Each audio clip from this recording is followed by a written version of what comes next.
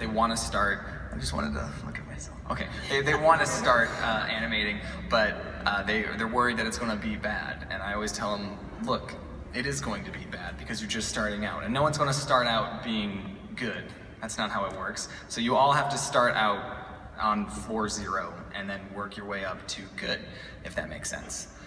Yeah, it definitely takes, like, I think it stops a lot of people on YouTube who want to do animation or some sort of art thing, is they're like, oh, I want the first video to be the best thing, and that's not going to happen. Like, look at all of our first videos, it didn't happen.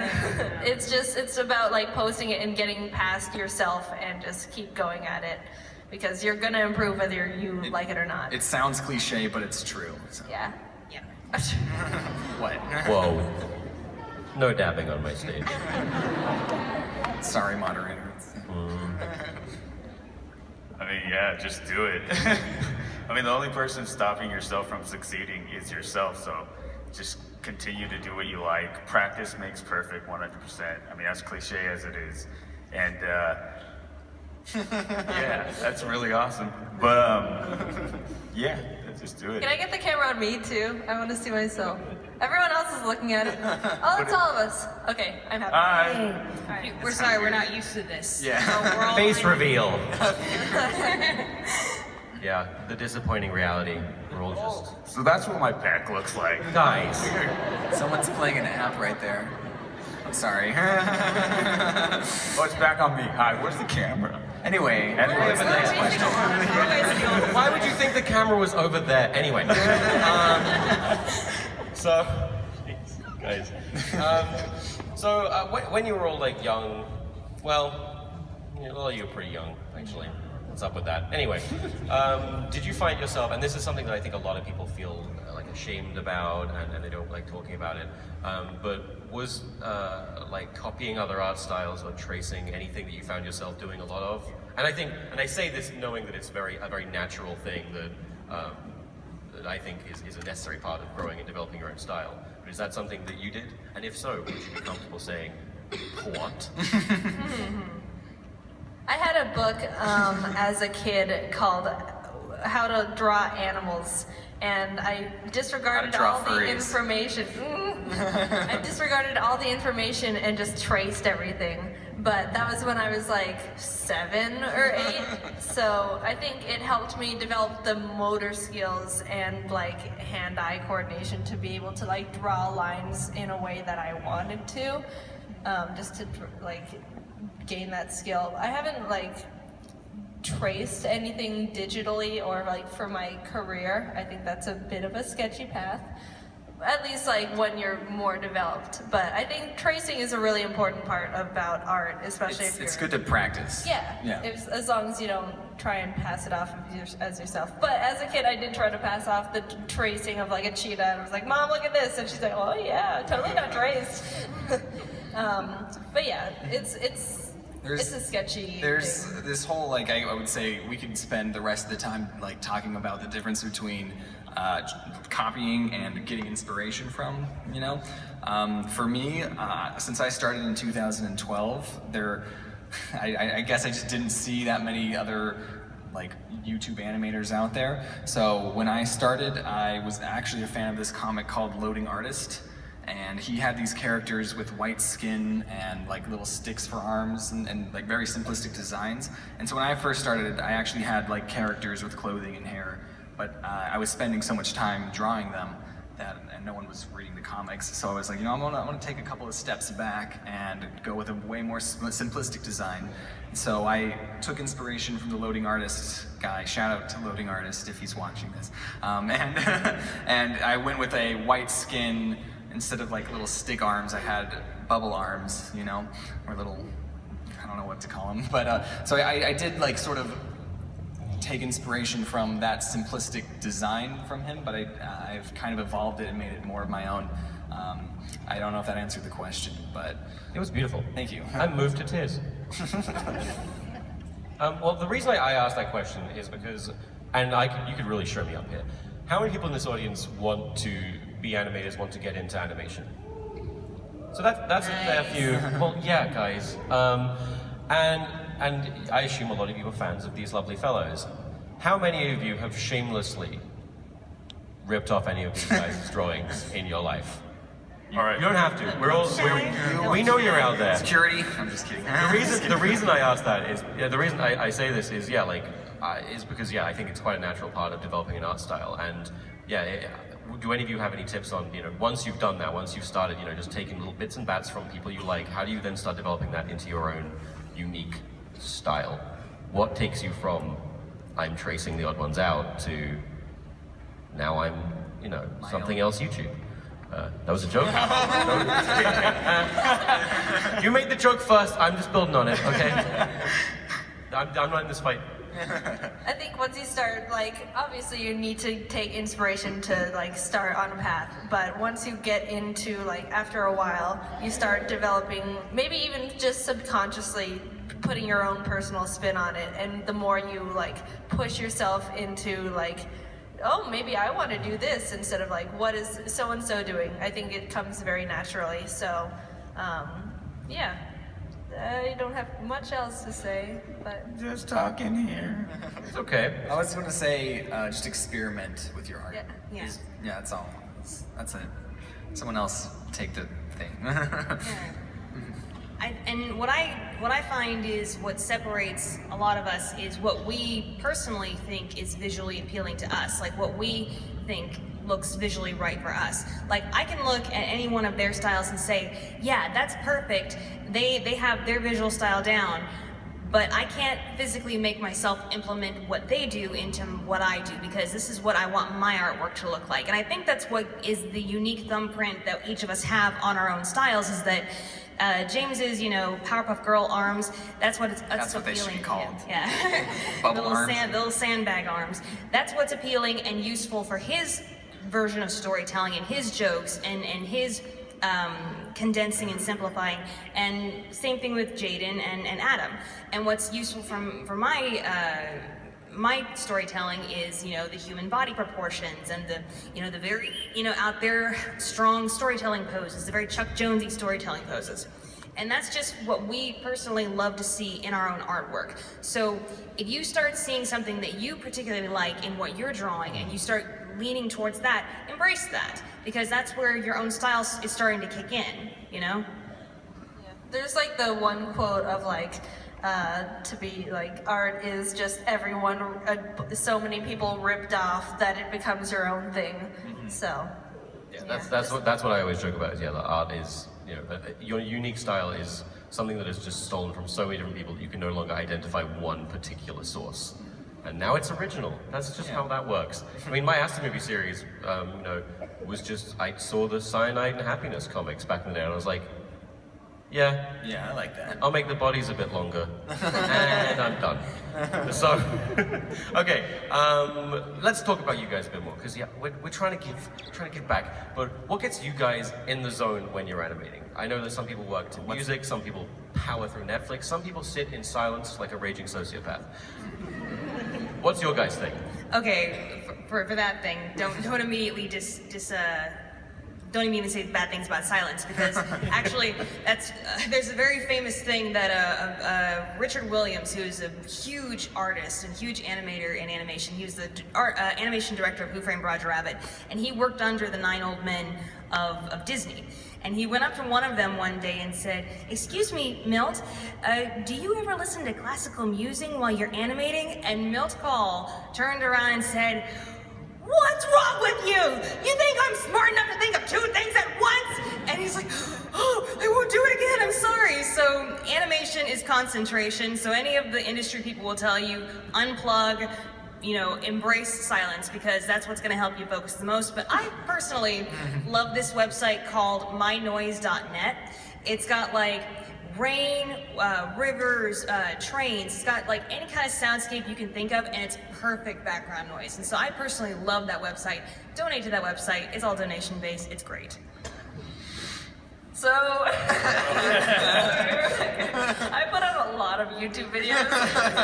I don't even I don't know, it's just, for me, I like to have just noise in the background, just because I feel very lonely if I was very too quiet. It's all just whatever works for you, basically. I think like I'll just find a random like Let's Play thing that I watched 5 times already because I just cycle through the same playlist and like, I don't know, it's just nice noise. I've tried audiobooks, but also, I don't know what it is. I like to have like an image going on in the background because audiobooks make me feel alone as well. Like just listening to something. Yeah, I just listen to YouTube videos. Well, this goes back to like what I said about it being monotonous sometimes.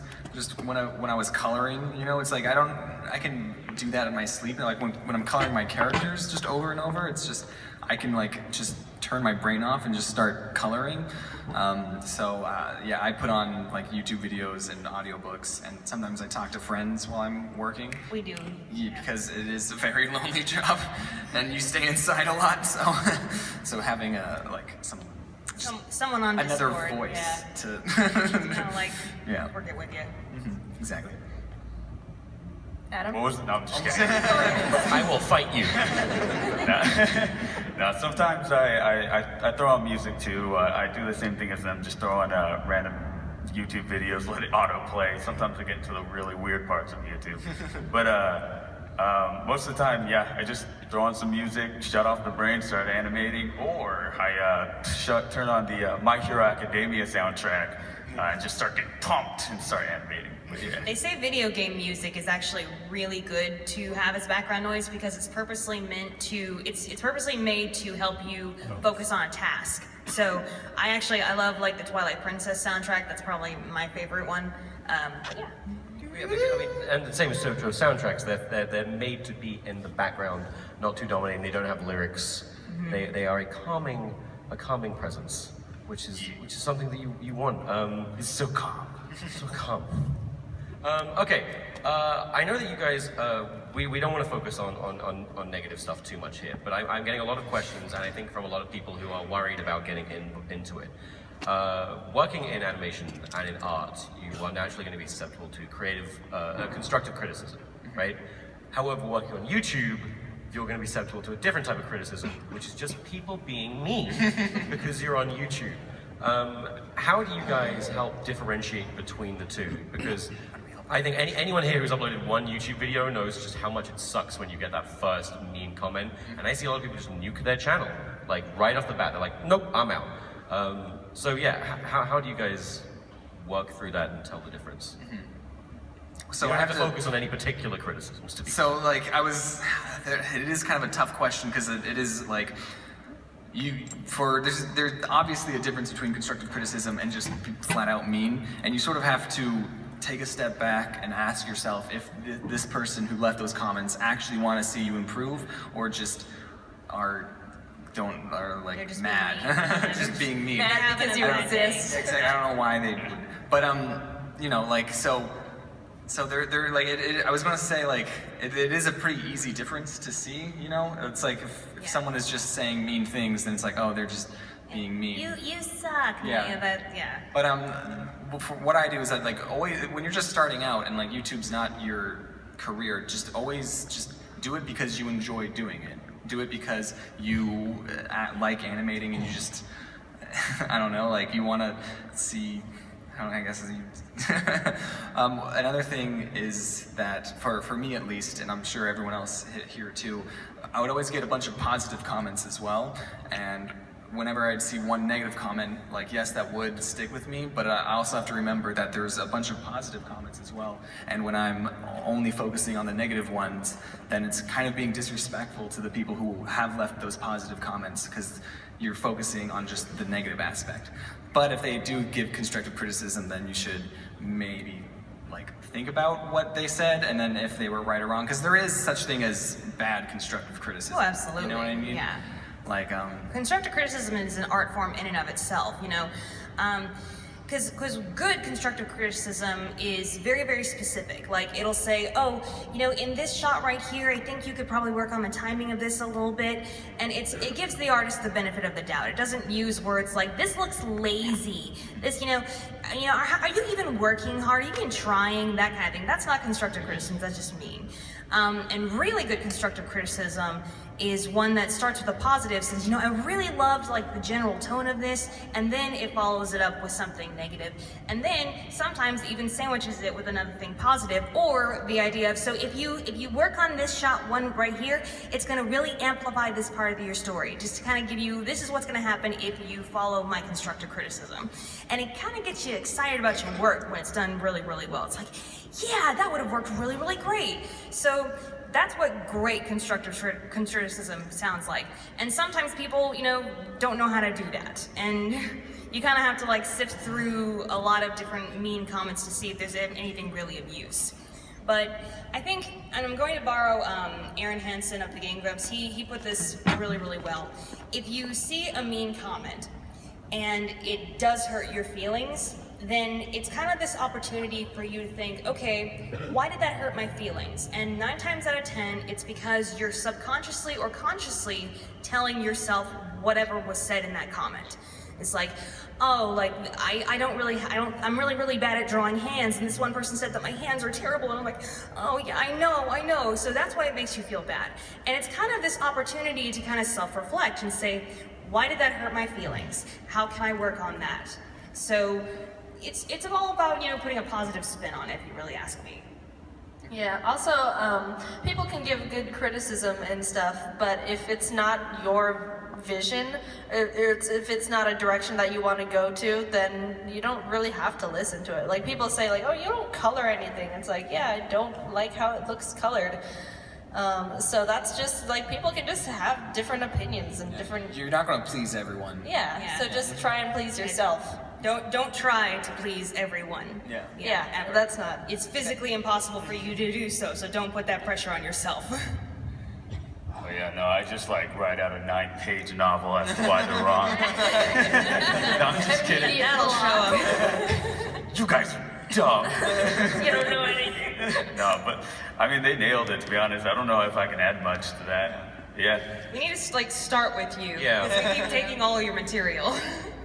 Well, thank you for answering that. Well, since we got through together, we all worked through the little negative, diversion. Let's talk about things we like. What are your favorites? Let's see if we can get some whoops from the crowd. Like, what cartoons or any movies in the world of animation just get you so dang jazzed? James. Into the I Spider-Verse. thought we were starting with Adam. Spider-Verse.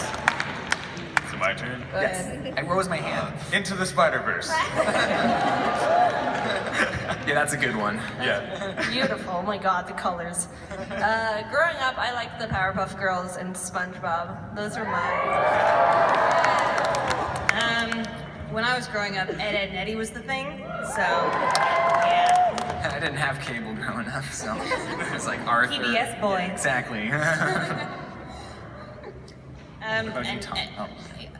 Go ahead.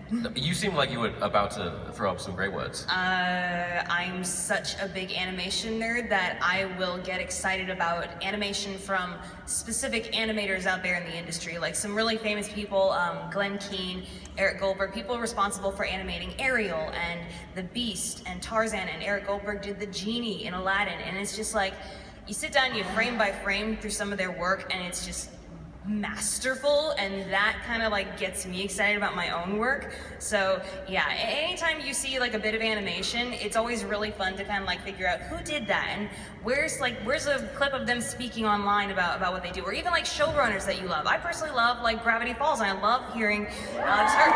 Yeah! Woo!